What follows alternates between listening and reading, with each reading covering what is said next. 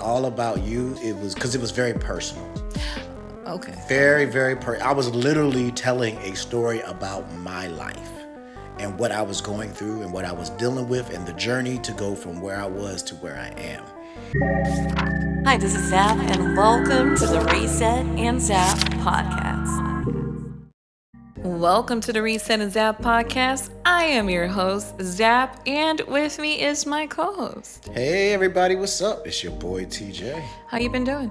Been doing pretty good.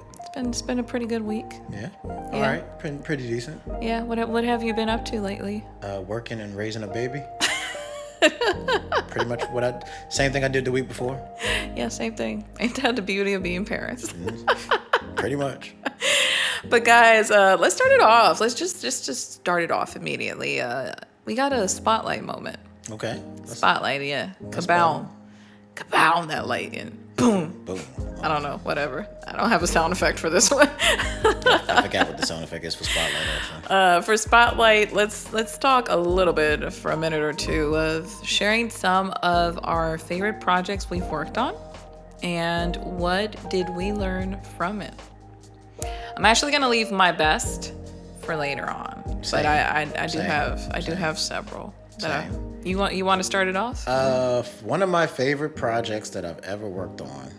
Actually, funny enough, is not even a project that was for myself. Ooh. One of the most fun projects I got to work on was for a good friend of ours, Miss J Love. Oh, yeah. She reached out to me and asked me to help her create a song for her outro card for her channel. And that was actually really, really fun to create. That was the first time I made music for somebody outside of myself. So it was really interesting to come up with that piece, and I even wrote a whole song to go with it and did a whole little verse, and she loved it so much that she actually ended up using it for quite a while for a lot of her outros. So that was pretty cool. I think that was a pretty fun project to work on. Shout out to JLove81 in our good old retro gaming community. Oh yeah. Yeah, one of our female pioneers over there. The original goddess. Okay? Yeah. You ain't wrong. Shout out to Jen. I think for me, one of my many favorite projects recently, well, not recently, it's been a while ago. I think maybe like a year or 2 years ago, to be exact, was when I decided to create skits for my Halloween series.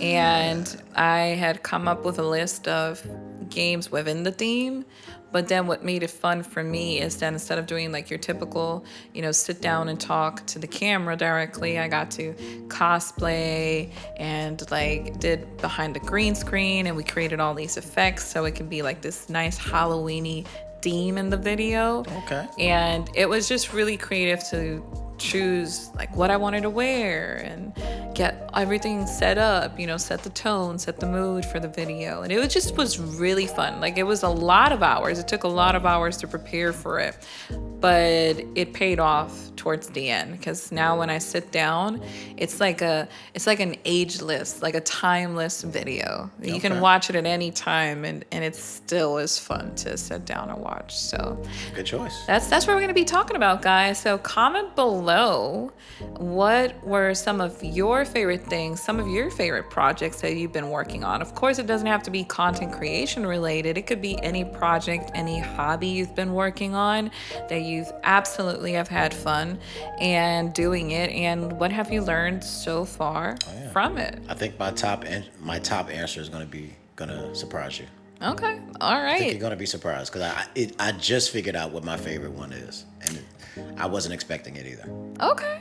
And for those that are new to our podcast, thank you for tuning in. You could have been doing anything, yet you chose to tune in and listen to us here at the Reset and Zap podcast. It's all about resetting and being in the right mindset for a brand new week.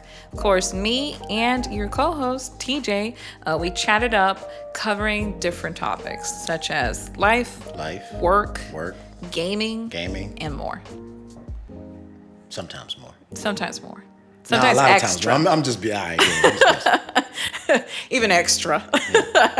So yeah, feel free to drop your ratings, drop your reviews once you're done listening to this episode, because we collect all of your feedback and then tweak the podcast to not only be entertaining to you guys, but make it refreshing to us. Oh yeah. Yeah, we like to switch it up. Yeah, let us know. Yeah, we want to make this the best podcast we can for you guys, because that's why we do it, right? Yeah, absolutely. It's all about our Reset and Zap community, which is a strong one. Hey, what's that thing right there? Yeah, what is that thing? Oh, it's the spotlight. I see what you did there. You see what I did there? Oh, it's something I forgot to do though. What is it? Pew. Pew.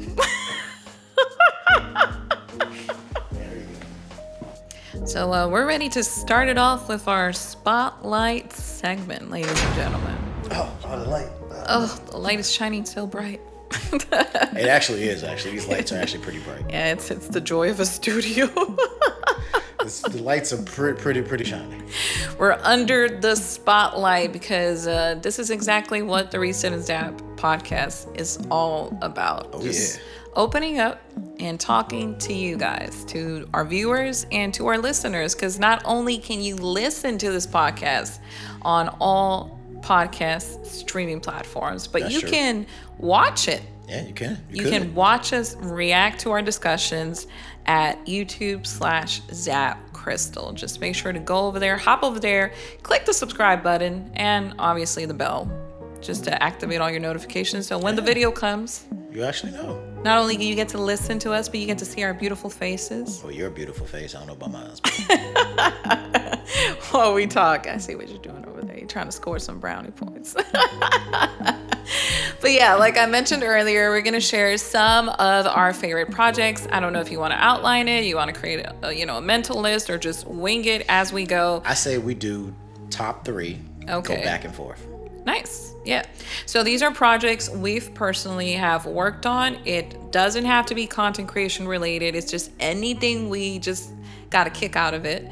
And we get to share some of our experiences and what we've learned from it. So who wants to start? Do you want to start? I'll start. All right, let's go. We're going to start from the bottom and work our way up. So Okay. Start from your 3 and then go to your 2 and then your favorite. My favorite one, number one. All right. So number 3 for me. Number 3. Number 3. Número 3. Would actually be, I would say, my first album. The Legend of TeeJay, not Heroes Awakening. No, I got so many albums, I'd be forgetting the name of them. I was going to actually ask you that. I'm like, what are we talking about? Hero of Rhyme. The Hero Legend of of TeeJay, Hero of Rhyme. My first ever album. And the reason why I say that's one of my first projects to make is because that was the first time I really was like, when I first started my channel, I was just doing remixes, random freestyles. Nothing was really organized and like set to be like a project, like an album. They were just like one-off little things I was doing. Singles. Here. Yeah, singles Pretty much. basically. Yeah. And so the first album was like, after a while, well, thank you YouTube for this, because you kind of pushed me to do it, was that when I would do the freestyles over the like the remixes that I was doing.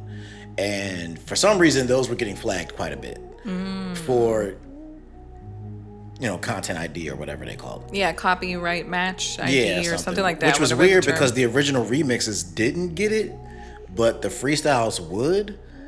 And then when later on somebody asked if they could like get the freestyle somewhere else outside of YouTube, and it wasn't available anywhere else. So between those two things is what kind of pushed me to be like, okay, I do want to put out music that people can listen to, anywhere. Yeah. And something I could actually, get paid for. So that's when I came up with the idea of doing original, like making the music original, like having original beats and, instrumentals and stuff like that. And then just doing my freestyles and raps and making them into songs and doing like that. And that's how I crafted the first album, was just trying to figure out how I could turn this thing that I was doing into something that is like, monetizable. Basically. So wait a minute, because I didn't know that. I'm learning something new right now. Yeah. So your first album, when you decided to branch out, it was for your first album? Yeah. And that's how you ended up going to the other platforms? Yep. Because of that situation? Oh. Yep, that's actually what happened, because once... So you didn't really plan it out. Like, you didn't say, I'm going to start on YouTube and then drop my music on other platforms. No, I actually had no intentions of dropping my music on platforms. I actually didn't even know how that was even done. Like, the whole distribution thing is something that I learned at that moment. Wow. So, like, when somebody left a comment on one of my videos saying, hey, where can I get your music at? And at the time, it was just like, well, it's on YouTube. And I think I was doing... Because I think you had mentioned to me you were, like, printing out your CDs back in the day. Yo, that was way back in the day. That's before I even did gaming stuff. That's just when I was just doing music. So did you stop? Yeah. Well, I mean, eventually CDs just, died. Stopped being a thing. Yeah, so it's yeah. At the time I'm doing the TeeJay the Gamer stuff. It's like CDs are gone, physical media. What was it called during that time? With the first like multimedia device where you can download you can upload your music. Was it an iPod or iPod? Yeah. An iPod, right? They were called. Well, iPod is. We've had this discussion so many times. Yeah. But iPod was the brand that Apple came out with. But the device is actually called an MP3 player. That's what it was called. Because there was the iPod, there was the Zune, there was all these different ones that did. Because you had to like upload your music. Yeah, you would plug it up to your computer and then like download the music into the device, and then you could go play it, listen to it. Oh, it's so cool! I got an iPod. Yeah, this is even after that. So. Yeah. Oh wow. This is like this. I mean, that part of it is what, like 3 or 4 years ago. Yeah, about 3 or 4 years ago for me is when I actually started doing that. So at that time, like I said, I had no idea how to do it. And I think that's what made the project fun for me, was I got to learn so much. I got to learn more about mixing and mastering, and learning that before you put your music out, you need to have it mastered. That way, when it goes to those platforms, it sounds good. So that's when I first learned about that, and learned how to do distribution, because I didn't know how do you get music onto iTunes and Spotify? Yeah, as an independent artist, because how do you do that? You're not signed with any label. Exactly. So I always thought that was something that you had to be like a signed artist to be able to do. But then I started listening to more underground artists and more independent artists, and I'm like, wait a minute, these guys are doing it. How are they doing it? So I started doing research and figuring things out, and then that's when I found the distributor that I use now. And I was like, boom. So all I got to do is get my music cleared and just pay the fee, and they'll just upload it for me. Bam, perfect. And that's when I first learned how to do distribution. That's when I first learned how to do mastering. That's when I first learned how to do track listing, because I didn't know that the order that your tracks go in is actually very important to how an album flows. Is that when you first learned how to do like album covers? Yeah. I mean, I had done thumbnails before that, but I've never specifically done album covers. But I kind of took the skills that I learned from doing thumbnails to make album covers. But yeah, this was the first time I did like my own album cover, and like the whole process was like, I learned so much about how things work and how the music gets there, and what flags and what doesn't flag. And like when I first started uploading my remixes, how it's a certain way you have to upload them so they don't get pulled. And your album, because here's a fun fact: the original cover for The Hero of Rhyme actually was denied. Because the premise behind my album covers, which a lot of people probably never noticed this, is that they're supposed to be references to other Zelda games. Gotcha, yeah. So the original one actually had the background of the opening from Ocarina of Time, where there's like the moon in the sky, and he's like sitting on the horse and he's riding it, like in that opening scene. But obviously they were not going to let you use it. Apparently you can't do stuff like that. So what I did was I just found a picture of the moon and something that looked similar to that. So inspired. Yeah. So now that became a theme. So every one of my albums, if you look at it, references a Zelda game in some kind of way in the actual artwork. And that's why I came up with the whole Legend of TeeJay series thing, because it's supposed to look like a Zelda game cover. I can't ruin it, guys, because that's his project, and he'll talk about it later on. The new one? Later. But oh my God, I'm such a hardcore fan. Like, it's not even because he's my husband. It's just, it sounds good. It's my favorite game, by the way, which I'm not even going to spoil it. Yeah. So the art cover is so dope. I'm just really excited for this album. But yeah, what I did with this album is it all started from that first project, and that's how the whole thing started. So I think just the learning experience from that first album, I went from just doing videos on YouTube to being a actual officially released music artists on every streaming platform that you can find music at. And I thought just that experience, and for the very first time being like going to Apple Music and seeing my album cover there and my name there and my music there, and it's like people can listen to this no matter where they are in the world. As long as you have a device, you can, like, just that whole first time experience really like was a game changer for me. I'm trying to like think about all the stuff, like not only within content creation, but like outside of content creation that I have done so far. And there's like so many of them that it's hard to tailor even like top 3. Yeah, this was tough. This was tough for me. And like I said, the first one isn't really about content creation. It was more about the learning experience, like more about learning the mastering, mixing, all that kind of stuff. That's really what. So I guess because you're doing it based on that, I think my number 3 is going to be something that is unrelated to what I do on the channel. And that started probably a couple years after Jay was born. And it was when I first got into gardening. Oh, okay. Yeah, I had such a kick out of it because one of the challenges for me was that I've always wanted to do gardening, but I've always lived in an apartment.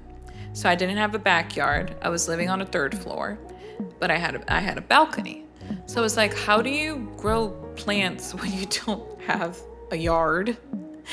You only have a balcony. Sounds challenging. And you have pots. How do we make this work? So I started learning, first of all, from my family, because I have a lot of relatives in my family that are actually really good into gardening. So, listening to advice from the pros, obviously. I started Googling everything. That's what you usually do. You sound like me. YouTubing and Googling. Like, how do you even build a garden? And it was fascinating because as I was learning how to come up with a creative idea, I started learning about all these different types of methods that people do, even like living in the city. Like there was this, I don't remember the correct term, but it's a type of method where people build a wall in their apartment and they have a system of water just running. And, yeah. And like your plants don't need soil because it's constantly watering the roots. And like they were able to grow plants living in New York City, which is insane. So I was like, if they're able to do it, why can't I do it? So I started buying pots, I started buying soil, I started buying seeds. I was excited, but there was like so much trial and error because I would buy things that I can't necessarily grow in a pot. It's just, it is what it is. Or I would learning. Yeah. Or they would grow and they were little babies and oh my God, they're sprouting. Oh, I'm so excited. And then once I had to transplant them, they died in the middle of the process. Or some of them would get like some sort of pest problem and I did not know what to do about it, and then you got all these weird things that people would say, like add coffee to your soil, or I've heard does that actually work? But it depends like what plant, because some plants react well to like acidity and stuff like that and some don't. So I had to like learn all those things, like what little home remedies can I do? Like which ones can I crumble some eggshells and add it to the soil because it helps the plant. And then once you know it, I started learning about the moon phases and like actually the important role that the moon plays for plants, and like what should I do in each phase, and when should I transplant a plant, or when should I just prune a plant, something as simple as cleaning it up. So I was learning so much in that process, and it was really, really gratifying because then towards the end, once my plants bared fruit, I remember it was Thanksgiving and all of my food was from my mini garden in the balcony.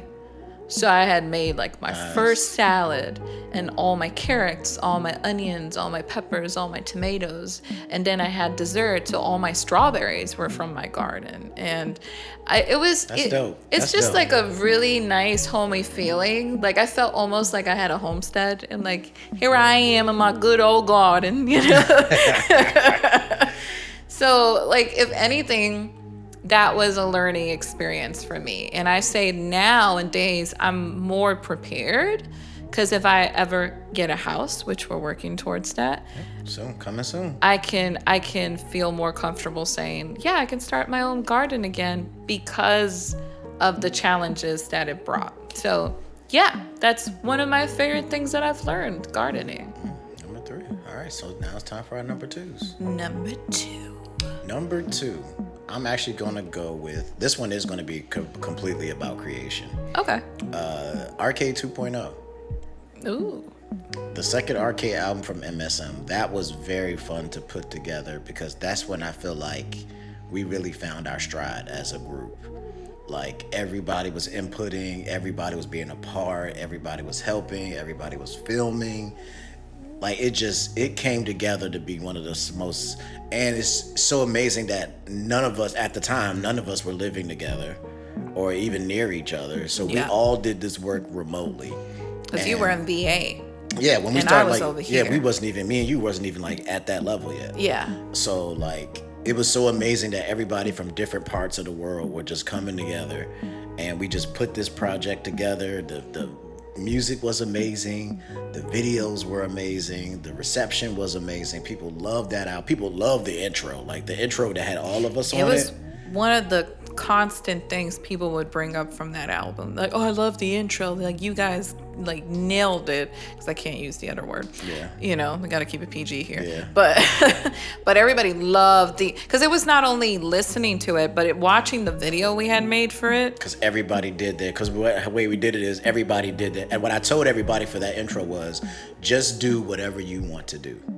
It's not a specific format. It's like whatever you want to do for your video, do that. And that's what made it so unique, because everything was boom, boom, boom. And actually, funny thing is, the very behind the scenes tip and behind the scenes insight on that video, my footage from that video was actually the first thing that me and you ever filmed together. Oh, yeah. Because by the time I got here, the music was already done and we were just working on videos. But when I first landed here, I think it was like maybe a day or two after. Yeah, that I was acting like a tour guide. Yeah, and you were taking me around and showing me all the places. Meet all good old Texas. And then we found we was at this cool little park thing, and we saw this little area. You was like, this would be really cool to film in. And you actually suggested that I do the intro there. Yeah, I pulled out my phone without permission. Like, let's go. Let's go. Let's get to work. Like, immediately, within 2 days of us being together, we started working together, like, immediately. I think that's the first time you actually got to see me, like, in work mode. Exactly. So you pulled out your camera, and I pulled out my phone and started playing the song, and we filmed my part of the intro right then and there. And that was the first time we ever, like, did any kind of content creation work together. So that's a nice little like insider thing about that video. And it was so unique because then you go to, Katetsu's part, and his is like in the middle of a live stream kind of look. And I love Katetsu's. yeah, that jump was dope. Then you see Thousand Star, he's literally just in his living room in his pajamas playing video games. Yeah, like that's typical dope. Thousand Star. Yeah, then you see, Switch comes in there, he's doing the arcade, he's in his arcade room. I love his phrase with the Tupperware. Oh yeah, in the Subway, he's eating the Subway sandwich. That was dope. That one killed me every single time. He was actually at Subway. Yeah. I was like, yeah, that was fire. Y'all are extreme. So like I think that's what made that video so special. And VG. Oh yeah, VG, yeah, and then your part at the end when you came and you was in front of your collection, doing like your like standard ZapCristal video collection shot. Like, it was so dope that everybody just did their own thing. And it came all together and I just stitched all that stuff together to make a video, and it came out so good. Yeah. And to this day, one of my favorite projects that I worked on, because that whole project, that intro basically tells you what the whole project is about. It was exciting. Like, I've never seen so much like joy and happiness and so much like positive vibes for an album like it was for 2.0, because everybody was just motivated to work. Yeah, and it's the first, and a lot of it is the first time a lot of different people have worked together too, because like it was the first time me and you did a song together with Unpacking. Unpacking. That was the first time me and you ever did a song together. I was going to say Unboxing. It was the first time you and Katetsu worked together when all three of us were on some of the remixes. And it's the first time that Thousand Star and Switch were on a song together, and it's the first time VG and because everybody just teamed up. They're like, oh, I want to do a song with so and so, and we're like, okay, all right. It was so dope. Just like some of the songs I didn't even know were going on until somebody sent it to me. It's like, hey, we got this song. You want to put it on there? Like, all right, cool. Yeah, there we go. Yeah. The work ethic everybody put into that album was just absolutely amazing, and it made it such a joy to work on. And that album is like super solid, super great project. Definitely go check that out. Arcade 2.0, every music streaming platform. That is my number 2. And it's that project is super special to me because that was when our good old sis Katie passed down the mic to me. Yep, that's when Miss Katie decided to step down, and she had to do some things for her. Which shout out to her. Shout out to Katie. She's still MSM to the day. She's MSM to the death. She's a happy mommy. Yep, that's big sis right there. We still talk on a regular basis, and she always checks up on us to make sure we're doing good. And I love Katie, but happy wife, happy life. She's doing her thing. Yep, so she passed down the mic to the new first lady. Yeah, and that was which was a lot of pressure during that time because I was like, I gotta fill in Katie's shoes. Yeah, I think you were fine though. You were doing good though. You came into the boys club and rec shop, so it's all good. And I gotta deal with all these boys. Yeah, that's okay. But yeah, I agree with you. I think Arcade 2.0 was I think I have more joy of seeing the behind the scenes. Of course, the end project is cool, but there's just some things that the public ain't gonna never know because we're the ones who experienced it. Yeah, seeing the behind the scenes and how it all comes together. And it's a beautiful. The process is beautiful. The process is actually probably my favorite part of it. Yeah, I agree. That's fun. Okay, so I have a number 2 officially. 2. One of my many favorite videos that I worked on. This is a cheat. It's a cheat. I gotta mention 2 videos. Okay. So just to be fair.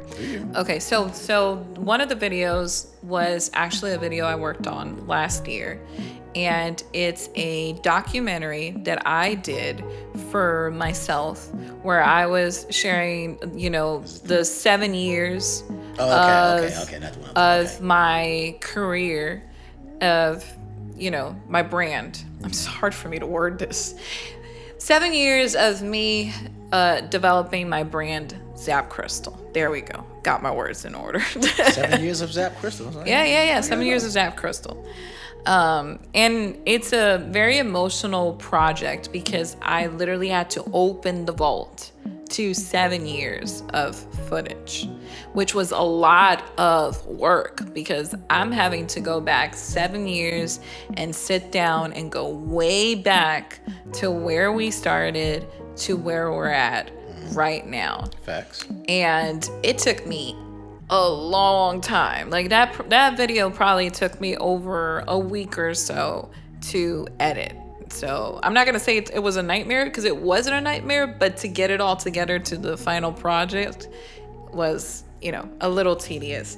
But once I finished it and I sat down to watch it throughout the premiere with the community, it was a very emotional trip. Yeah, it was a very emotional trip. I can see that. Because I got to sit down and watch this 7 years in a God knows how long video. I don't know how long that video. It was pretty long. It was like a 45 minute. I need to do something like that. Like string together like little pieces of each album and just move up to I need to do something like that. It's like a time capsule. Mm-hmm. Basically, you're a time lapse where you're sitting down and just going back and seeing everything to where we're at right now. I need to do a video like that, like a history of Master Sword music, and it was give them little pieces of each album up to the current. That would be dope. It was fun because, and I think for you it would work actually because you got a lot. Just period. You got too much to share.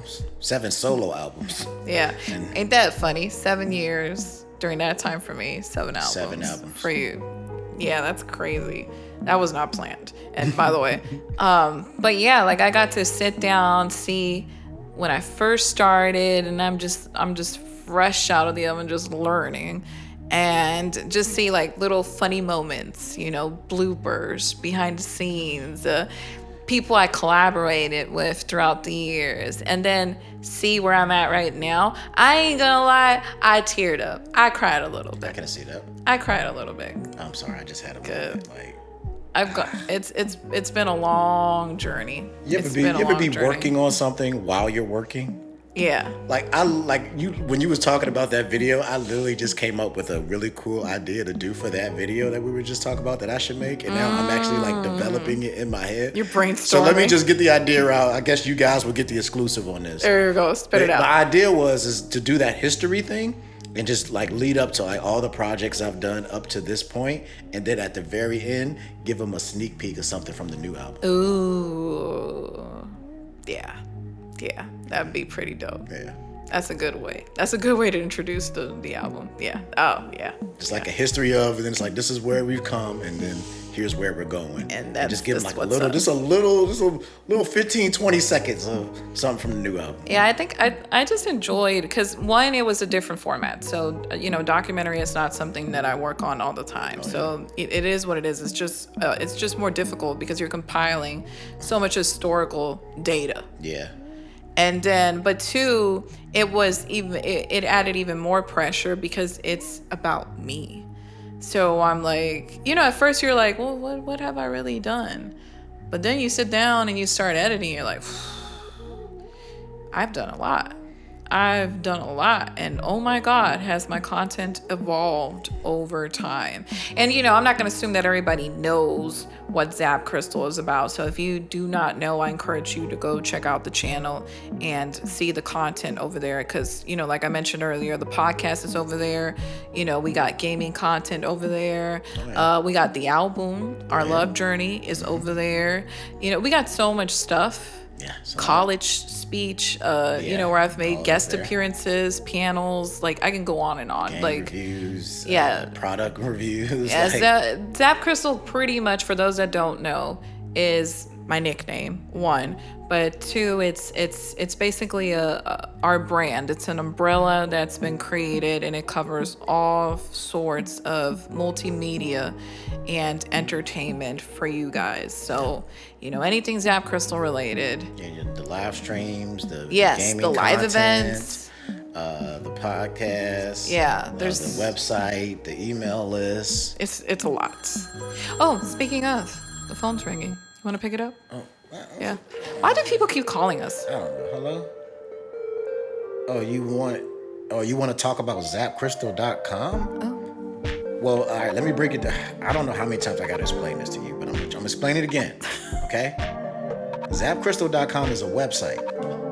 It's a place you can go for all things ZapCristal. There's an email list there where if you join it, you'll get emails directly from ZapCristal. Who is this person who keeps calling? You'll find out about the podcast, about the live events, a special live event that's going to be coming up pretty soon. I can't talk about that yet either, but what I'm saying? You might want to get on that email list. That's all I'm saying. You can find out about the podcast and everything that's going on in ZapCristal. So if you just go to your browser. Just listen to what I'm saying. All right, open up your web browser, Chrome, whatever you use. Type in www.zapcristal.com, and then you'll be able to find all things ZapCristal there. I'm telling you, okay?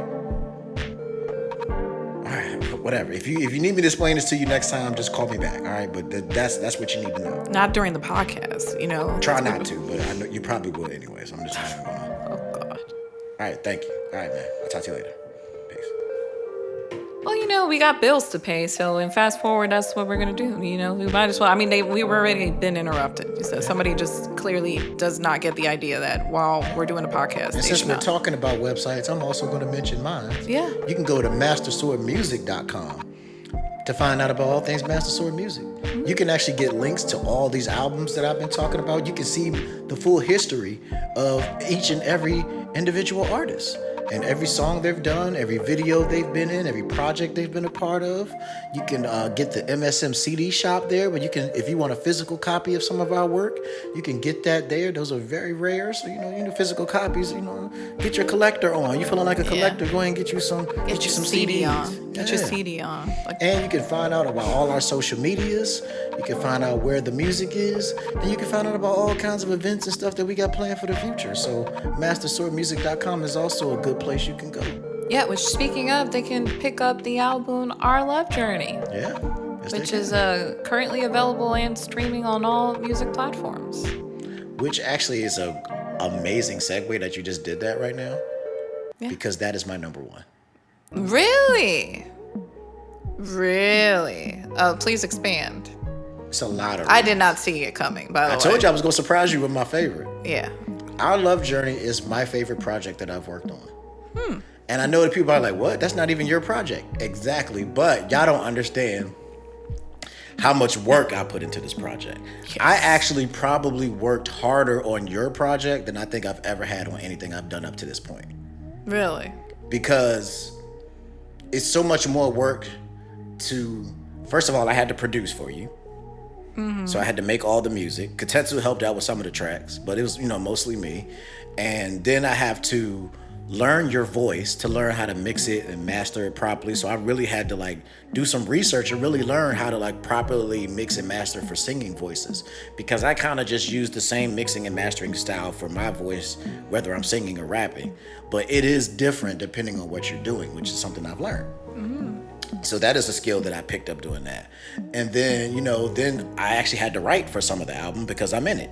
So I'm also doing some writing and, helping you put songs together. And I had to write I think I wrote 2 songs myself. Yeah, you did. Love Like This and Choose Me. Yeah. Where I had to do that all myself. So it's and Last Game, 3 actually. Yeah. Last Game. Yeah, so that's I did what I was 3. going to say, yeah. So I had to produce and completely write those songs. Then I had to, And on some of them you still had to write because you were featured. Yeah, because I was featured on it. That's what I was about to get into. Is that on those songs where you're creating the song, I have to I'm not used to having to fit my thing into something that somebody else is doing. Normally I'm creating the song, so I create the theme, what the song is about, what direction I want it to go into, and that makes it easier for me to write. But actually, it's more challenging to write when you have to fit into somebody else's theme. You're creating the theme, how you want the song to go, the direction you want, and I have to fit what I'm doing into your thing, which is actually more challenging than just creating the whole song from scratch yourself. Yeah. So that was more challenging. And then I also stepped into the director's chair for this album. Yes, where you did. I filmed and edited every single one of these videos. Because I didn't want to do it. So, it was the first time, first of all, I'm editing videos of somebody else. I'm usually just editing my own videos. So that was different. And then trying to do kind of what you did with All About You. Yeah. I wanted this album to tell a story as well. But I wanted to do it my own unique way. Instead of all the songs connecting into one big story, I wanted each video to tell a story. So each separate video is its own tale. But then if you put it all together, it's I can see what's going on here. Yeah. So doing that was very, very challenging. And then editing, I think this is some of the best editing I've ever done. Agreed. One of my favorite is Date Night. I love the editing on that video. Date Night was fun. And the upcoming video that you may not be out yet, or you're very close. You probably will have seen it, actually.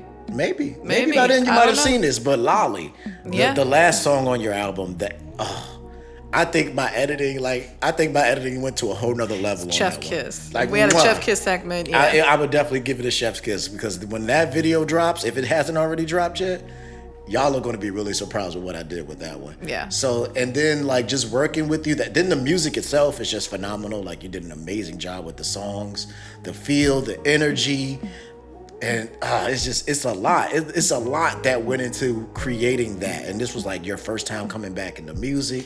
Yeah. It was so much energy and excitement around this project that it just... Shout out to one of our super fans, Goddess with a Pen. Oh, yeah. Oh, she loves it. She absolutely has some of her favorite, including Lolly. Oh, yeah. Yeah, Lolly. So I can't wait for her to see the video for that. Yeah. She's going to love the video for that. She'll be talking about Lolly all the time. Let's just say y'all going to see ZapCristal in a way y'all probably have never seen ZapCristal before. What? You've never seen this side of ZapCristal before. No. And it's going to be dope. Yeah. And so I would say with all the energy and work that I've put into it, and all the work it took, the editing and the directing and the music, and it took a lot. And it is the favorite project I've ever worked on, because this is like my first time really fully developing an artist. Like I feel like I'm really a producer now, where I took an artist and they gave me their vision and I helped them bring their vision to life, and I created the music and I made the videos, and I really felt like I was like the head of a record label. Yeah, album cover is. Oh yeah, the album cover. Amazing. I totally forgot about that. That I also created the album cover. One day I was just messing around and I had this idea that I thought would be really dope for the album cover, and I showed it to her and she was like, "Yeah, that's the cover." Yeah. Immediately. It was so good. It is good. Yeah, she loved it immediately. It was like boom. So like I really felt like the head of a record label with you in this project. Like I feel like I was just like in the like, yeah, I'm the CEO of Masters. I always called myself the CEO of Master Sword Music. But you really felt like a CEO. But I felt like I was the CEO of Master Sword Music. You were my project. The correct term is project manager. Yeah, I really felt like the CEO of a record label at that point. Yeah. I was like, yeah, look what my artist is doing. Yeah, my artist is killing y'all out here. You know what I'm saying? Like it felt good, man. It felt good to really do that, and to see Master Sword Music come into its own like that. That has been the true experience. Like also with my boy Katetsu, he dropped this project right Little before. Bro. He dropped his album, and that was like the first taste of like my artist really starting to come out there. And y'all don't even know what's coming ahead in the future, because somebody else is gonna be dropping. We got I love working with my artists more than I do my own self sometimes. And I think that's what made me be like, you know what? Our Love Journey is my favorite project that I've worked on to this day. Okay. I see you. That was my number one. That is pretty impressive. Yeah. I bet you didn't see it. I was like, I'm going to surprise you with this. Yeah. I actually did not finish talking about number 2. So let me close number 2 and then I'll do my number 1. Because I did say there was 2 videos. So I just mentioned the documentary video. Oh, yeah. My bad. So the other video that I absolutely enjoyed was my video game healing journey. Yeah. Woo! I was hoping that was the one you was gonna say. That's my. First of all, let me just add to that by saying that's my favorite video you've ever made. Yeah. My favorite ZapCristal video. And a lot of people got to join my channel due to that video. Like it was just one of those videos that I'll share a fun fact because this will tie into number 1 actually. But yeah, my video game healing journey is one of my favorite videos. Why? Because it was the very first video that I gave myself the liberty to freestyle it. Like I stepped out of my comfort zone. I stepped out of my top 5 list, or the typical format that I've carried on for so many years when it comes to my typical ZapCristal videos. And it was a lot more personal than just your educational / entertainment videos. So it was still informative, but it was informative in a very personal way, because I opened up about a lot of personal things in my life and how I've healed from it, and I tied it nicely with games that marked those moments in my life. And it was just a really nice way to still talk about games and expose people to titles that they probably haven't considered before into trying out themselves. Oh, yeah. But it was also giving them the opportunity to connect with me on a more personal level and get to know me beyond of just what they see in front of the cameras. So it was refreshing, more mellow. I like to use the word mellow because that's the vibe that I was going for with the video. And it opened up the doors to what will be number 1 for me among my many favorites. I see what you're saying. As being a key speaker to a university.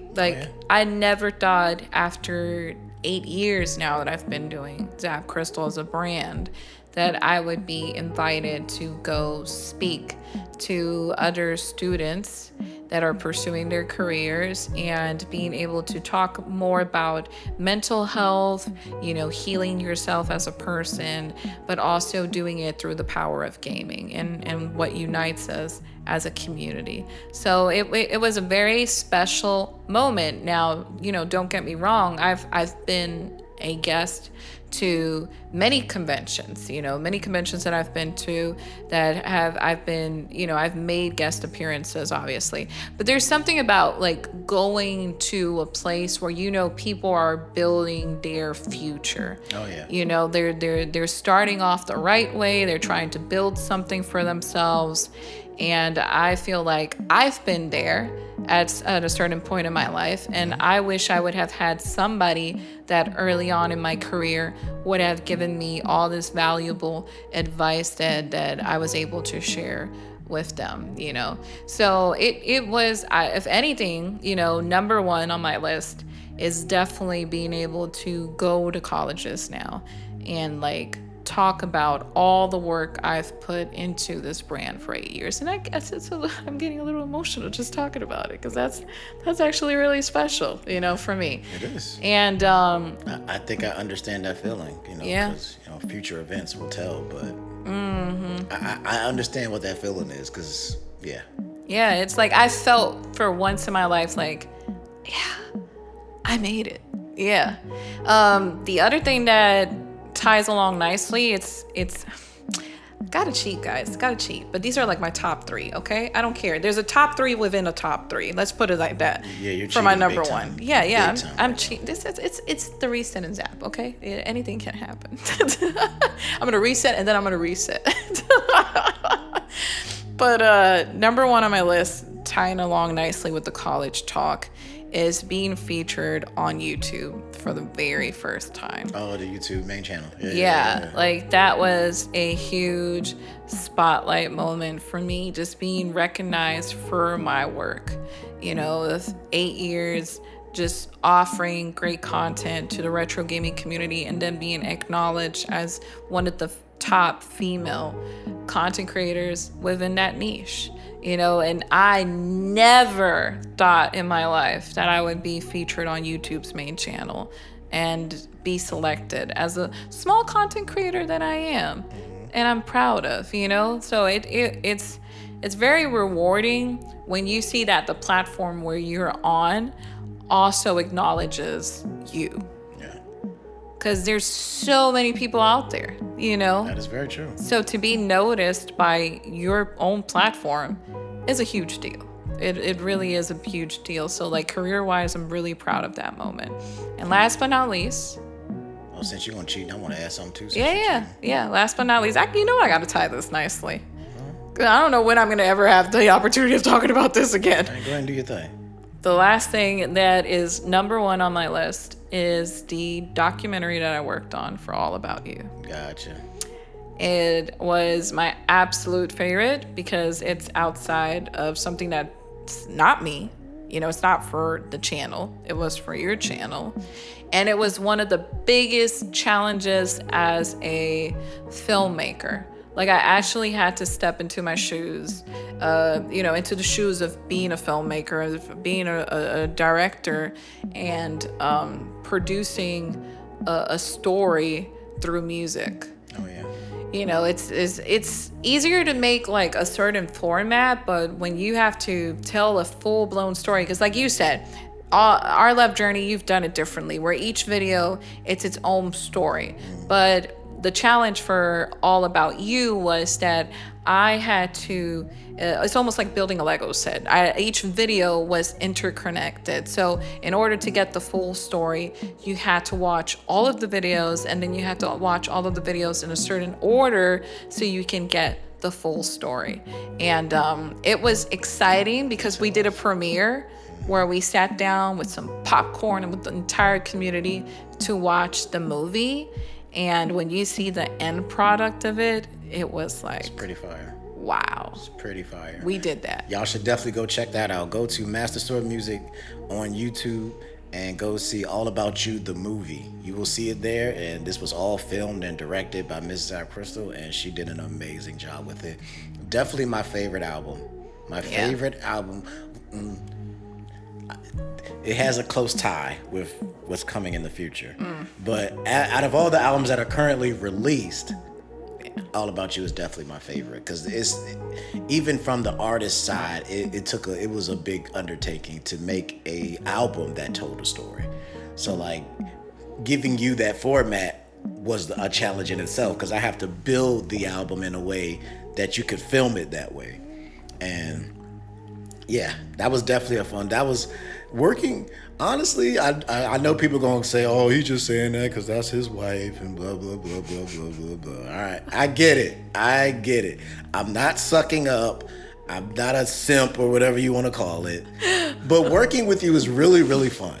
Yeah. Like anytime that we work together on a project, it's just really fun. Like even the videos that we've done for your channel, the RPG videos. Oh God, yes. Those were really fun to work on. All About You, Our Love Journey, more future projects. But just working with you has not only been fun because you're my partner, but fun because I've learned so much from you. Yeah. Like I've learned so much about editing and filming and lighting and thumbnails, and y'all don't understand. I've been a student of ZapCristal for quite a long time. Even before we were a couple, I was a student of ZapCristal. Like first it just started with how to do your intros and how to do your thumbnails and how your video should Which look. we've talked about in other episodes of this. Yeah, we have podcast. talked about that. Yeah. So like just working with you in general has just been fun, not because you're my wife, but because you're super talented. And I've learned so much from you, and you can obviously see that take in my videos from, that point on, because they've increased in quality so much just because of how much I've learned from you. Yeah, you've upscaled quite a bit. Yeah. It's like it started from here and then yeah, because you whipped me into shape. I'm not even gonna lie. I give props where props is due. I can't say that I would be where I am now without you. Aw. Okay, we gotta move on. Did you finish sharing your number one, since I cheated a little bit? I squeezed in. Oh, I'm just gonna squeeze, since we're talking about accomplishments, I'm gonna squeeze one in there myself. Just the fact that one day when I went to go check one of the first times I really started learning about the stats and all that kind of stuff, the analytics. There you go, it's the proper term. Yeah. Gotta keep it, professional. Analytics. Yeah. The first time I went to go check my music streaming analytics, and I saw that my music was being streamed in other countries. Oh yeah, worldwide. That blew me away. Yeah. One of the first countries to pick me up was actually Japan, and that was really cool to think that there is somebody in a country that I've never even been to before that was listening to my music, and I thought that was really dope. Then Canada came along, and then now I'm getting stuff in Africa, and shout out to the PR, because I got a couple places in PR now, so shout out to the family out there. But that was crazy to realize that my music was being listened to like around the world, literally around the world. That was really dope, even for somebody at the size that I'm at to be. And that's the cool thing about, say it as it is. You're killing it. I can't say that. Yeah. Oh, I'm so tempted in singing one of the songs from your next album, but I gotta refrain myself because I'm like, no, we can't do that. Yeah, but I think this is the first time I've actually blushed on camera. Yeah. You're doing a good job. Yeah. I gotta say it. It's been really good. It's been amazing seeing your growth. Why does that make me blush coming from you? I don't know why. People tell me that all the time, and it doesn't bother me. And then you say it, and now I'm just like, okay, I can't even. All right. You're doing a good job. In a world where gaming and music collide. Yeah, I think it's time to move to the next segment now. TeeJay the Gamer is killing it. All right.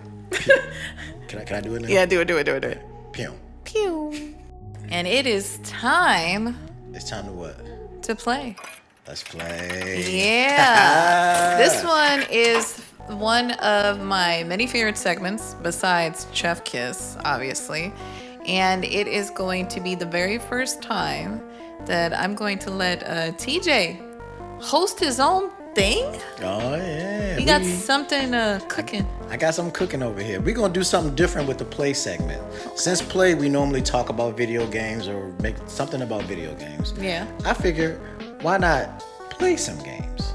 Okay. So I'm going to start taking over these segments, and I'm going to create little games that we can play that'll, start some conversations and, let the audience get in on some cool stuff as well. Oh, so the people that are listening to the podcast can tune in to this game as well? Just pay attention to how things work in the future. This first one is just going to be a test ground, just to let let's get them an idea what we're doing. Okay. But then later episodes, I'm gonna have some interesting community integration. Okay. I'm excited. All right, let's see what you got. So this week's game Okay. is a game I like to call Content Creator Chronicles. In this the world of Content Creator Chronicles. This is going to give people some nice little background information about some of the cool stuff that they don't get to see or stuff that they don't ever understand, and we get to share it with them. Okay. So how this game is played is I'm going to ask you a question, and you have to answer it in a story. So you don't just answer the question, you tell a story in reference to that question. So I'm going to talk about myself in third person. No, you ain't got to talk about yourself in third person. Okay. But you have to tell a story. Okay. It can't just be like, yes, and then that's it. Yeah. You gotta tell a story behind it. And once I ask the questions, I think you'll understand. Is story time with Zap? Yeah. Or with TeeJay in this case? It's gonna be both. Okay. Because you're gonna answer the question, and then I'm gonna answer the question. Oh, so it's not gonna be just. It's not just you. It's gonna be both. We both gonna play. Okay. But I created the questions, so you're gonna be thrown off. But because I have no idea. You have no idea. You don't even know what I'm gonna ask. Yeah. But I'm gonna, so my stories will probably be a little shorter because it's mostly focused on you. But I'm also gonna fill in there as well. Yeah, just in case, guys, this is not 100% completely script. Oh no, this is completely off the script, and that's kind of the point.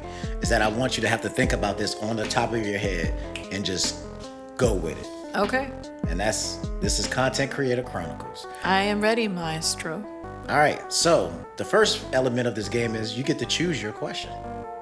But you don't know what the questions are. There are 1, 2, 3, 4, 5. There are 6 questions. We're going to go through 4 of them. So you get to pick a number 1 through 6, and I'm going to ask you that question.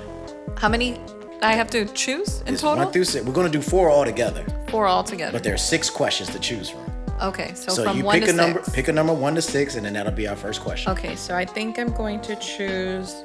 Let's start with number 3. Why not? Number 3. Ooh, that's a good one.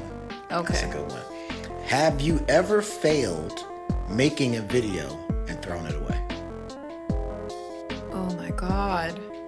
Oh wow. Like a video you recorded and you tried to make it work and it just didn't work, and you just was like, I just got to toss the whole idea. Yes, I have.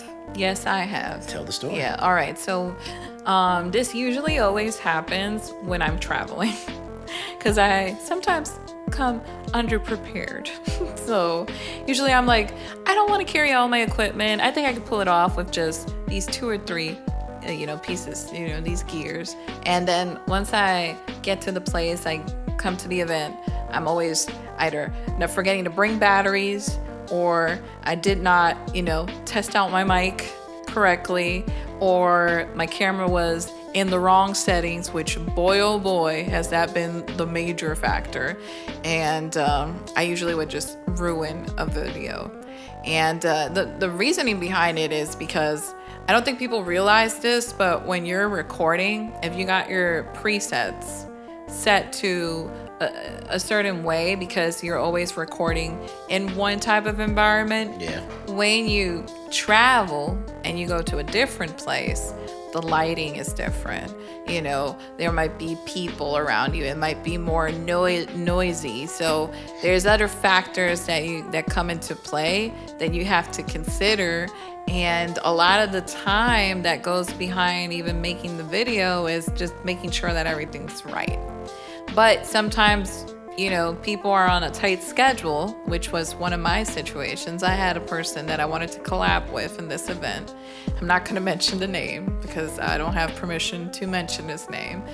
But, I wanted to work with him, and he had agreed, but he was on a tight schedule. Oh, I think I know what you're talking about. Yeah, and he was like, "Oh, we gotta do this quick because I have to be somewhere." Yeah, I think I know exactly. And I just did not have time to do all the pre-prep work that I just mentioned right now. So I was like, oh my God, just like, babe, turn on the camera, boom, boom, boom, let's hook up the audio equipment. And in my head, I thought everything was right.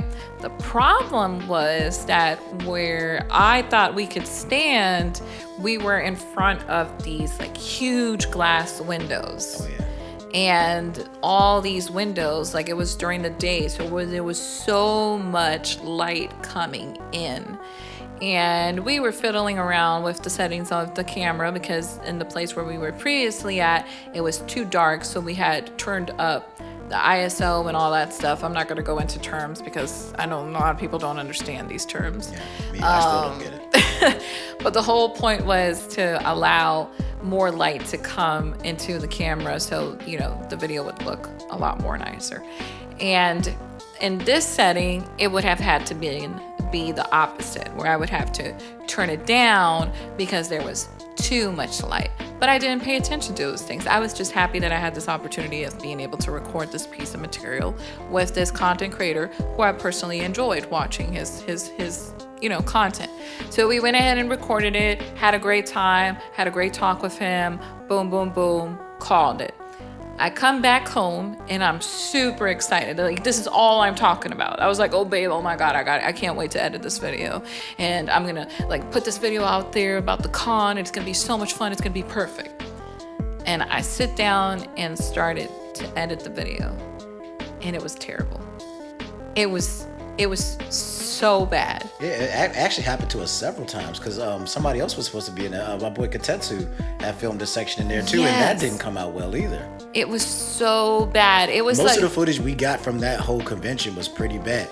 Keep going, but I will make a note after you finish. Yeah. No, it was so bad. It wasn't like, because I can already see it. Like some people will be like, "Oh, Zap, it couldn't have been that bad." Like maybe it was bad. Like maybe you can turn down the brightness, or there would have been ways around it. It was bad. But it was bad. Like there was moments that it was like we looked like ghosts. Like it would just glare like a white glare, and it almost like a curtain. It would just completely wipe us out from the frame, and you couldn't even see us.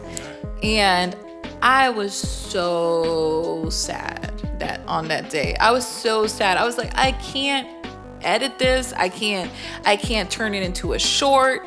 I can't do anything about this. So unfortunately, and I can't re-record it because that was just in the moment type thing that we were at the con. So there's no way for me to replicate it. There's no way for me to call this person and say, hey, can you come on over and let's re-record this, because this person already got on a plane and left. Like, I just could not do anything. So unfortunately, it was just one of those things that I just had to trash this video, and yeah, just couldn't do it. Funny note about that, very little of that footage that we got that entire weekend was usable. But the snippets that I were able to get ended up becoming part of a video for Katetsu's album.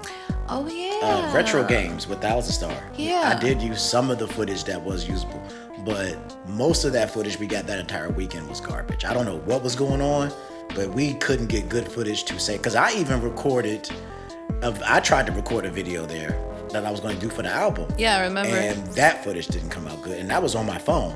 So it's like we just were not having luck that weekend with footage. Yeah, it was not. Unfortunately, it was one of those things that I personally had to have a talk with the person who ran the convention, because usually when for this weekend I had to make a guest appearance, so I was a guest. Yeah. And one of my responsibilities and one of my duties was, documenting what's going on at the con, and then later on making some sort of piece of material, some sort of content where I'll post it on my channel, on my social media, and pretty much give in a good word for the event. And like very little of it I was able to use it to give them a proper shout out and thank them for inviting me over. Like it was just like you said, it was just not our weekend for some reason. It was bad. Everything because I even recorded an episode with Katetsu, remember? And on that episode, I don't know what happened. Our audio equipment was off. The audio wasn't working. Yeah, it was so wasn't working. Hear anything. So yeah, it's just you can't win all the time. It just happens. As a content creator, there's gonna be moments that you remember what happened, but unfortunately, you can't share it to the world because it was unusable. Yeah. For me, it wasn't necessarily a failure, but it was just a bad idea. Really? Yeah. I'm trying to figure out what it is. Thousand Stars gonna hate me for this because he told me never to mention this ever again. Oh. But it's a song that I did. Oh. And don't you be mad at me either. So This bad. is let me preface this with this is before me and Zap were even friends. Okay? This is before we dated. This is before we got married. So don't even. All right. I did this song. I think I know where this And is the going. idea is like, all right, let me tell you what the idea was. The idea was, because at that point I was just finding out about Twitch. Yeah. And I was learning about Twitch and, watching people's streams and trying to learn things. And I thought, wouldn't it be cool if I made an anthem for Twitchers, for Twitch people? So I was like, it would be cool just to have like their own little like theme for like all people who do Twitch. And when I started writing the song, I ended up, for some reason, I actually enjoyed female content creators on Twitch better than a lot of the males. So I found out, I was watching you and I was watching Katie and I was watching a bunch of other females and y'all guys were killing it. Like the girls were just killing it at that moment. So I came up with this idea, what if I just did this cool little song called Twitch Girls? Where it's just, I talk about, girls who are on Twitch.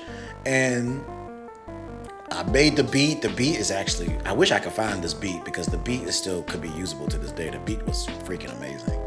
And the song was really dope. I thought it was really cool. And I had even reached out to, I can't even remember her name. I'm so sorry, I can't remember your name. But I reached out to somebody to help me like film the video. I was gonna use their footage and like overlay it to like make the video work.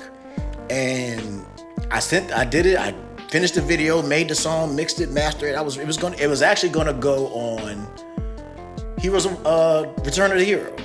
No, that's the new album. Heroes Awakening. It was actually gonna go on Heroes Awakening. And normally when I do these songs, I always send them to 1000 Star. He's like my A&R. He's the guy that, all right, he'll listen to the song, be like, yeah, this can go, this can't go. Nah, you need to do better, whatever. Yeah. I sent him this song and he tore me apart. Because I didn't think about it in the way he was thinking about it. Yeah. And that's why I like to have other people listen so I get other perspectives. For me, I feel like I was paying tribute to people, to females who did Twitch. I'm like, this is a tribute. But he was like, dude, if you're doing it from the listener's perspective, you sound like the ultimate simp. Yeah. You sound like you're making an anthem for the simps, okay? That's what it sounds like to me, bro. I'm just gonna be honest with you. All the simps is gonna be singing this anthem. You making a simp anthem, not a Twitch girl anthem. And I was like, when I listened to it again, I was like, yeah, he kind of has a point. Mm-hmm. And I had to dash the entire song, the entire video, I actually still have the video on my hard drive. Yeah. And I had to just wipe it because once he gave me that perspective, I was like, yeah, I can't put that out. Yeah, because I think later on you let me check it out to get like a second opinion on it.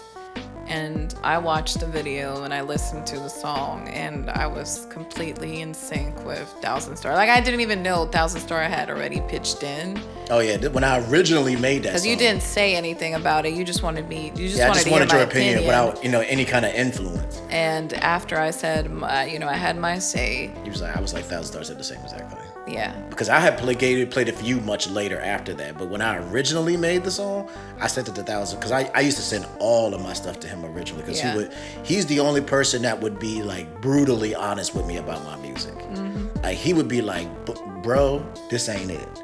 Or you the beat is right, the idea is right, but you brought the wrong energy to it. You need to come with more energy.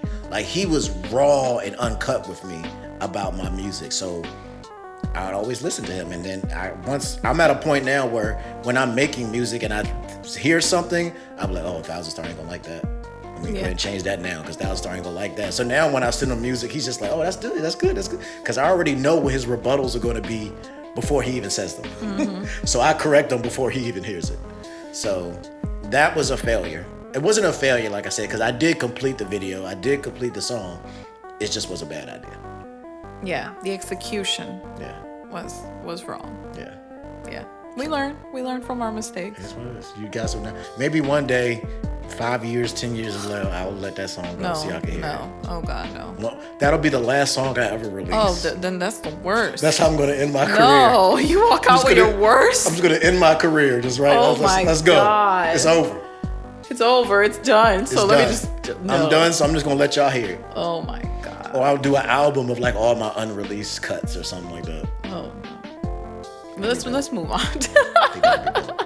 All right. So number 3 is already gone. Okay. So that means you got 1, 2, 4, 5, 6. Let's do 6. Ooh, another good one. Okay.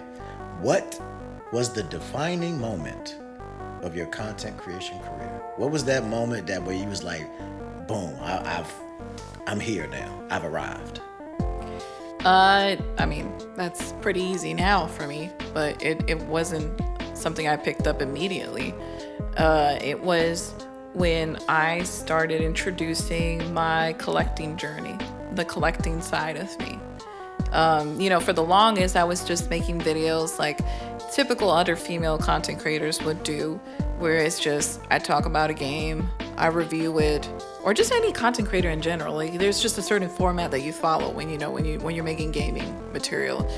And it was like your typical list, your typical game review, playthrough. Like we had this talk before. Like, there's only so much you can do sometimes, And on my end, I noticed there was like a vacancy within the collecting world, because one, there wasn't too many females who were actually doing video game collecting, because it's dominant by men, And 2, there wasn't many videos about people actually promoting that it's okay to have all sort of collection sizes. Is that the correct way, I guess you would say? Like, you don't necessarily have to have this humongous like game room or this large collection to say you're a collector. Like, let's shout out to the smaller collections, Okay. And I wanted to do something different, and that was what I wanted to do that would make it different. Like, hey, this is a small collection, but this is my collection. And you get to see a glimpse of what I'm into as a female content creator and as a female gamer. And then not only that, but it was also a come with me, and that's how I did the whole series. Come with me and see me build my collection. Like, it was different once again, because other people, usually they would make a video of see me complete my GameCube US set, that type of deal, or see me complete my Sega Genesis collection. But I wasn't tying it to anything. I was just, see me start my collection. Like, join me on this journey of me collecting the stuff that I want and I like for my own collection, and it wasn't necessarily, the theme wasn't necessarily that it all had to be about video games. It was whatever I wanted. I see yours more of a nostalgia collection. Yeah, exactly. It was definitely coming from, and that was the main reason why I started my collection. I wanted to go after all these items that I had acquired at a certain point in my life as a child, and I wanted to recover these items now as an adult. So that was the main reason why I started my collection. But what really made it take off was when I decided to gift myself my first 3DS. Okay. And I made a whole new series at that point, because my collection had grown to a certain point. And I was like, okay, you guys have seen all this journey of building this collection. Now come with me and see me build this 3DS collection, because the main reason is I want to collect as many physical games and just experience all these games that I missed out on when the 3DS was hot and was trending at its time. And it took off. Like, it wasn't never the goal for me of, oh, I know this is what's trending, so I was just gonna, because it wasn't even trending during that time. The 3DS wasn't even a thing. No, it really was. It was dead at that point. Yeah. And once you know it, all of a sudden Nintendo had announced that they were closing the eShop during that time, and there was all this FOMO of, oh my god, what's going on, or what's the 3DS, or why have I missed out on this handheld? Because there was a lot of misinformation. Like, not a lot of people owned a 3DS, so a lot of people were curious about this console. Yeah, I actually never owned a 3DS until recently. Yeah, so a lot of people chose me as kind of like their guide to learn about this piece of technology that Nintendo made, which was amazing. I mean, the 3DS is one of my favorite handhelds, period. It's one of the best selling Nintendo handhelds of all time, too. Yeah. And like, there was so much history behind it. There's so much great games that I still haven't played till this day. And as a collector, I found it so fascinating to be able to go after games for a console that I really hold dear and close to my heart. And I think thanks to that, people seeing my enthusiasm, my passion for this console, like, it's really personal for me. And I can't get rid of it, period. So people felt more connected, on a more personal level. And I just, all of a sudden, one day I just started blowing up. And once you know it, it was like 3DS mania, because all people wanted to see was videos about me building my 3DS collection, what games I was gonna find in the wild so they can add it to their collection. And all of a sudden I just started this community of other people that were into 3DS as well. And they're like, oh, you're into the 3DS? Oh, you're into the 3DS? Oh, cool, what games you got? You know what I mean? And all of a sudden I started building up friendships because of my passion for, collecting for this console. Yeah. So yeah, that's where it took off. That's juicy. That was juicy. Yeah. Okay. For me, what I would call the defining moment of my career, I don't think most people would think that's what it was, because it's actually not that long ago. Okay. I would say the defining moment of my career is the moment where I felt like people took me seriously as a music artist. Oh, I see. Okay. And that defining moment, I think I have to give it up to All About You. Oh. I feel like when I dropped... Why do you think? When I dropped All About You, it was because it was very personal. Okay. Very, very I was literally telling a story about my life and what I was going through and what I was dealing with and the journey to go from where I was to where I am. And I felt like that personal element of it made the music more heartfelt. It made it like an experience. The fact that we turned it into a movie made it something that people was watching every week to try to connect the pieces. I remember my boy, shout out to Ilbermatic. Yes. Every time I was dropping a video for that album, he was trying to put it together. Like, oh, she was there and he was there. He was trying to like put the story together when I was dropping them individually. And then when he saw it all together, he was like, oh, now I get. Yeah. Like, it was cool to see people get intrigued with the story. Yeah, because while he was doing his podcast with a Goddess with a Pen, yeah, they do their own show. Oh yeah, it's amazing, by the way. Good show. Yeah, it was funny because throughout the show, he was sharing the lore, what he thought was the lore of. And he got it pretty. He was pretty on point. He was pretty spot on. He was pretty on point with it, and yeah. I thought that's what made that so interesting. And I think when people saw what I was able to do with that, I think they was like, oh, he's more than just a guy that raps about video games. Like, he actually is into music and developing and telling stories and making videos. And like, I think that's when people was really like, nah, this guy is like for real. Like, he's really like in it. And I think that's what put me in a different spotlight. And I would say that is a defining moment of my career. Wow. Okay. Yeah, they got to see the person behind of just being an artist, you know, behind the artist. Yeah, they got to see that this is what I do. You know? Yeah. Nice. All right. Shoot me number 2. Number 2. Okay. Number 2 is, what is the video you are most proud of and why? The video I am most proud of. Whether it be because of how well it did or how much work you put into it, or doesn't have to be because it was your highest. Yeah, it doesn't necessarily have to be like my but just the one that you video. made and you look back at it and you was like, yeah, I did that. I think my favorite video that I'm mostly proud of, and I've mentioned it earlier, but this is kind of like a spin-off maybe for me is my Xbox video. One, it wasn't because I'm an Xbox ambassador. It wasn't because Xbox asked me to do this video. It's just I was super enthusiastic because I love the Xbox Series X. I don't think you guys understand. It's a good console. I ain't gonna lie. I fell in love with that guy. I'm fascinated with the Xbox Series X. I think it's one of the best. No, people, but some might disagree. Talk that ish. I think it's one of the best Xbox consoles out there. Period.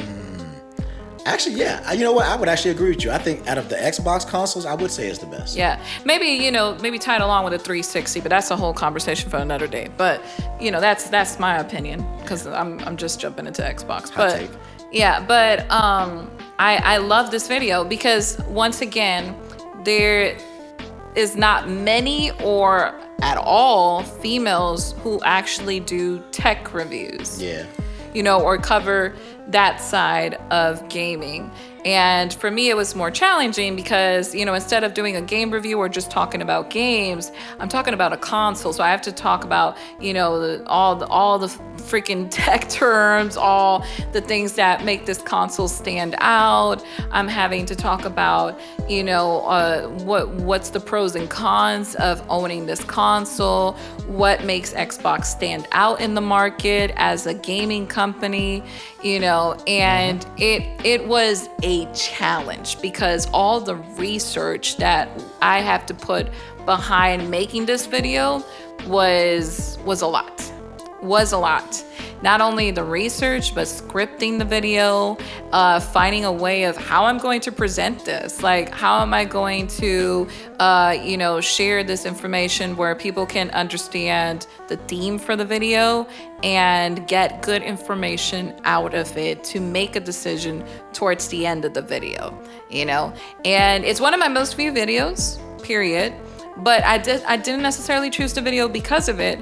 I'm just really proud because when I go to the comments, that's a lot of the comments I get of, wow, I've never seen a female review a console. Like, this is out of the blue. This is refreshing. This is different. Like, you really know your thing. Like, oh, you convinced me to buy an Xbox Series X. Like, thanks to you, I picked up an Xbox Series X and I'm actually enjoying it. Or, wow, I owned an Xbox Series X and I didn't even know it had these features. And now that I watched your video, now I know the Xbox Series X has these features and now I'm utilizing them. So it was very nice to see that I was actually helping people, and it was one of those videos I call my evergreen videos. Oh yeah, I've heard you use that term. Because it doesn't matter at what point you watch the video. It's still useful information. It's still useful information, and it's one of those of watch before you buy. So yeah, what about you? Well, actually, the funny thing is that we've actually already talked about my most proud video, which is Lolly. Oh. It's not even a video that I'm in, but just the editing and the work and the filming, and because I'm telling you, once you guys see that video, you're gonna understand why I think it is one of the videos I'm most proud of, because my camera work and the editing that went into it, and then the whole shebang of what we did with it. I'm very proud of the work I put on that one. That one's crazy, so I'm not gonna go crazy about it again because we already talked about it. But go see the Lolly video if it's not out yet. It should be out soon. Pretty sure it's out at this point. Go check it out. It's super dope. And we are back. Oh, for those of you who may be wondering why we're back, it's because we're parents. Yeah. And little Leon said he wanted some film time. Yeah. So, hey Leon, how you doing? As soon as he hears his name, it's like, hey, wait, talking about me? Hey, talking about me? There you go. Yeah. So, exclusive video. This is one of the few times you'll get to see him, but not really. Yeah. All right. So let's get back to where we were. All right. We have 1, 4, and 5. 1, 4, and 5. All right. Let's go with 5. 5. Okay. What was the moment you knew you made significant progress? Okay, so this will be a little bit different. Okay. Yes, a little. Instead of based on views or,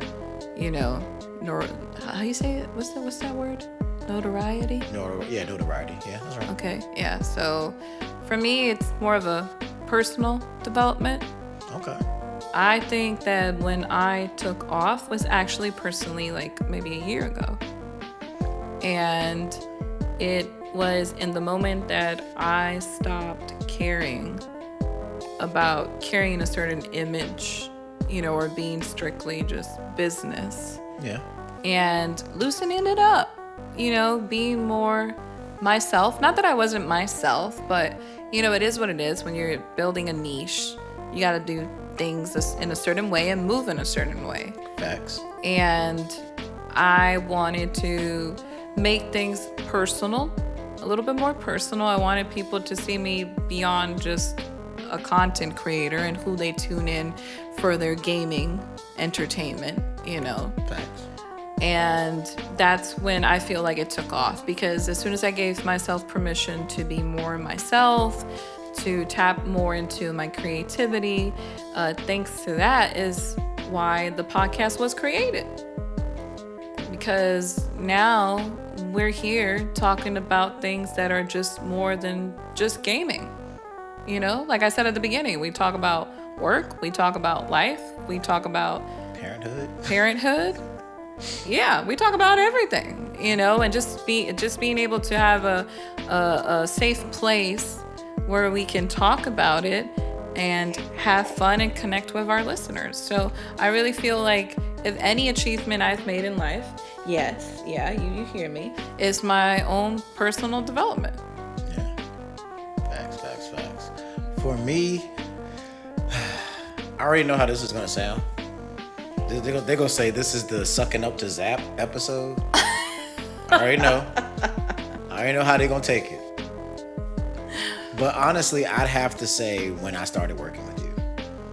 Okay. That's when I know I made significant progress, because whether people believe it or not, one of my harshest critics is actually you. Yeah. I do not take pride in it, but yes. She, especially in the beginning, like in the beginning where we were just developing our friendship and whatever, you were very hard on me. You told me my intro sucked. You told me my thumbnails was trash. I feel like you're so hurt still. I am still upset about it, especially the thumbnail. I thought I was working so hard on my thumbnails and you just trashed them. You just completely trashed my thumbnails. Oh God! You told me to be sincere. You said, and I did, and I took the advice, but it still hurt. Okay, it still hurt. It still stung a little bit. I put in a disclaimer. Yeah. When I asked you, do you want me to audit your channel? Yeah. I said, be prepared. I know. Do you want me to just say good job like everybody else? No, I didn't want that. You're like, no. It still hurt my feelings regardless. And then later on, we fell in love and build that relationship. If you want to hear the full story, go to All About You. Yeah. All streaming music platforms. Yeah. Self-promo. And the moment I knew I had made significant progress is when I had made a video, I had made a song, I had put the whole thing together, and I let you see it, and you looked at it, and you didn't have any criticism. That's when I knew I had made some progress. Because even you... Which one are we talking about? This is, I want to say this was... Oh, I'll tell you what it was. It actually goes all the way back to Arcade 2. When I did my verse for, what's it, Super? No. All I Want Is You. Oh, for the remix. All I Want Is You remix. Yes, because I told you. Yeah, because you had challenged me about how to do my verse. Delivery. Yeah. It was mainly my constructive criticism. Yeah, and then the way I came and attacked that song, and you listened to it and you was just like, yeah, couldn't say nothing. Even Katetsu said it, because he was like, yeah, I was not expecting you to do that, because yeah. I start off like I did in the original, and then I just completely switch it when I do that intro part. And when I saw you had no criticisms and you were like genuinely impressed, I was like, yeah, I did it. Yeah. I've made progress. Like, and it's milestones like that. When I edited your videos for your album and you were looking at my editing and you were just like, wow, like you were doing stuff that even I didn't know you could do in this. And I was like, yeah, that's when I knew I made, it's like you've always pushed me to be better. And when I impress you, that's when I know I've done something. Yeah, and you did kill it, because like all I want to see the remix is like the original is good, but the remix, It's amazing. you, me, and Katetsu. Killed that. That was. I love Katetsu. Katetsu's verse. Yeah, Like, shout out Katetsu. That was a banger of a song. yeah, it was just really good. You can tell we had fun. Oh yeah. We had lots of fun. 100%. So that was those moments when I impress you. Is when I feel like I've made significant progress.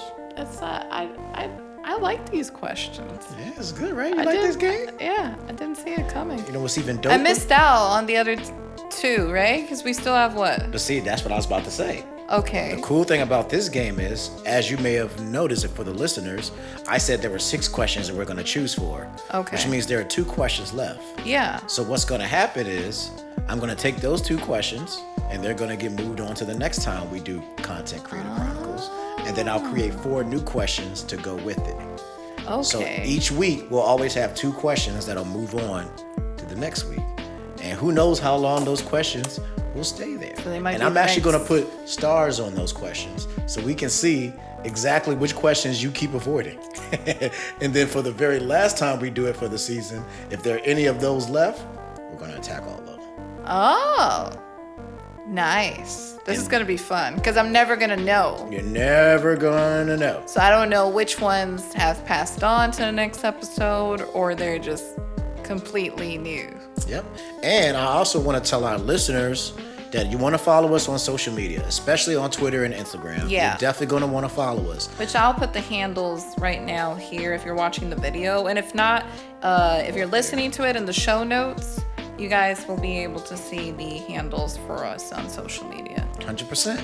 Because as we continue to develop these games, Content Creator Chronicles is just one of the games I have in mind, but there are going to be other games we play as well, and there may be some community involvement. So you're going to want to pay attention to our socials because you might see a random question come out, and your question could be featured on a future episode of this podcast. Yeah, so on good old Twitter, if you go in, write in, my handle is Crystal Zap over there. Mine's is Master Sword Music _YT. Yeah, I think mainly we're going to focus on doing the forums on Twitter, right? Yeah, Twitter is going to be the main place. But then also... But we're going to show Instagram some love too. So keep your eyes open, but we're going to start with Twitter.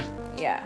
Instagram is ZapCristal for me. Yours is... Master Sword Music once again. Yep. So I think this is going to be fun. This is what we're going to do with the play segments from now on. I'm looking forward to it. Going to play some games. I learned a little bit about you too. And I learned some stuff about you. See, that's why I thought this was deep. And then I'm also going to get some community people to throw in, some other content creators from the community to throw in some questions that they maybe want to know. So we're going to have some fun. Yes, we are. I think it's dope. So with that being said, okay, I'm taking over. Okay. We want to thank you for watching today's episode from the bottom of our hearts. Ain't that right, Leon? Yeah. He said, yeah, y'all, in case y'all didn't notice. He's looking over there. It's like, yeah, I heard my name. Don't forget to check us out if you're watching this on YouTube. You can also listen on your favorite podcast streaming platform. If you're listening from your favorite streaming platform, you're #1 worldwide. Yeah, and you can also listen. You can also watch these on YouTube. So if you're on one and not the other, you need to be on both. Why not? And I've always wanted to do this.